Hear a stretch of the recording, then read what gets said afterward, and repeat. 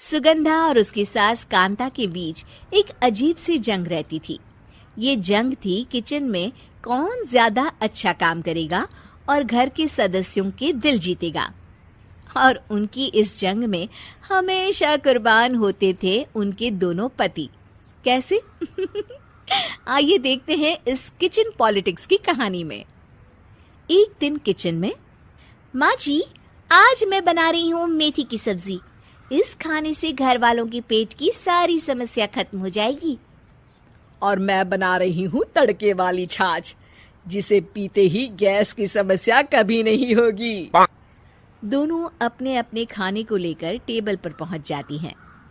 तभी सुगंधा के ससुर उसकी बनाई सब्जी की तारीफ कर देते हैं। अरे वाह, मेथी की सब्जी भी बनी है, बड़ी ही स्वादिष्ट है। वाह बहू वाह। अरे बहू, लेकिन इसमें इतनी सारी मेथी बर्बाद करने की क्या जरूरत थी? देखिए माँ जी, ये तो वो मेथी है जो आप रात में भिगोकर सुबह उसका पानी पीती हैं, और जो मेथी फेंक देती हैं उसी से मैंने ये सब्जी बनाई है। अरे वाह बहू, तुमने तो बड़ा ही समझदारी का काम किया। बस अब क्या था, कांता जी का तो मानो ये सुनकर खून ही सूख गया। वो फैसला कर लेती है कि किसी भी तरह वो अपने खाने की तारीफ लेकर ही रहेगी और सुगंधा को किचन में उसकी कमियां गिनाएगी। कांता फ्रिज खोलकर देख रही होती है और फिर सुगंधा से कहती है, अरे बहू, ये क्या, पूरा फ्रिज गंदा पड़ा है। तभी वहाँ सुगंधा का पति आ जाता है। वो सुगंधा को डांट कर कहता है, सुगंधा, तुम्हें कितनी बार कह रखा है कि वायरस फैल रहा है, साफ सफाई का पूरा ख्याल रखना है, लेकिन तुम किचन में इतनी गंदगी रखोगी तो कैसे चलेगा। सुगंधा सास की तरफ देखती है जहाँ वो मुस्कुरा रही होती है। सुगंधा समझ जाती है कि सास ने उससे बदला लेने के लिए ये सब किया है। दोनों रात के खाने की तैयारी में लग जाती हैं। दोनों ना एक दूसरे की तरफ देखती हैं और ना ही एक दूसरे से बातें करती हैं। रात को खाने की टेबल पर एक एक कर दोनों कई तरह के अलग अलग व्यंजन टेबल पर लगा देती हैं और अपने अपने पति के पास जाकर खड़ी हो जाती हैं। अरे खाइए जी खाइए, मैंने बड़ी मेहनत से बनाया है। प्लेट में वो खाना डालती हैं। सुगंधा भी दोनों की प्लेट में खाना डालते हुए कहती है, बड़ी ही मेहनत लगी है इस खाने को बनाने में। हाँ, दोनों को ना चाहते हुए भी सारा खाना खाना पड़ता है। कहीं दही तो कहीं मलाई तो कहीं मसाला। और इन सब के बाद दोनों बड़ी ही मुश्किल से अपने कमरे में सोने जाते हैं।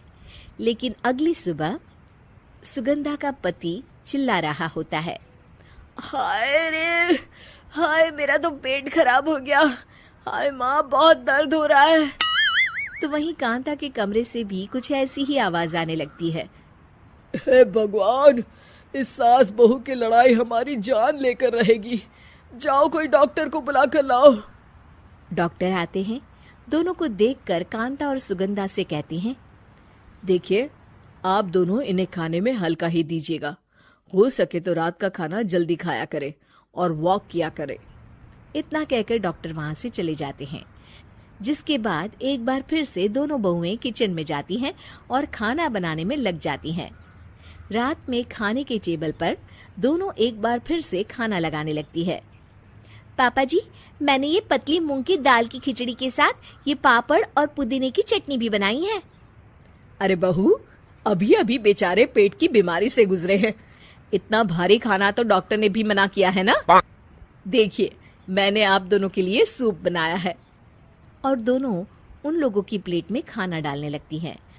तभी दोनों एक साथ बोल पड़ते हैं, बस करो, हमें माफ करो। हमें नहीं खाना इस घर में, ना खिचड़ी और ना ही सूप। हम इंसान हैं, एक वक्त में एक ही खाना खा सकते हैं। बस करो, हमें माफ करो। हमें नहीं खाना इस घर में, ना खिचड़ी और ना ही सूप। हम इंसान हैं, एक वक्त में एक ही खाना खा सकते हैं। इतना कहकर वो दोनों वहां से चले जाते हैं। कहानी का अंत। आप लोग उम्मीद कर रहे होंगे कि अंत में सब ठीक हो जाएगा। नहीं जनाब, अगर सास बहू के बीच सब ठीक हो जाए तो आप ये सीरीज देखे ही क्यों? तो मजा लीजिए इस चैनल में सास बहू से जुड़ी कहानियों का, क्योंकि ये ऐसा रिश्ता है जिसकी मिठास उसकी खटास में हमेशा ज्यादा ही रहती है।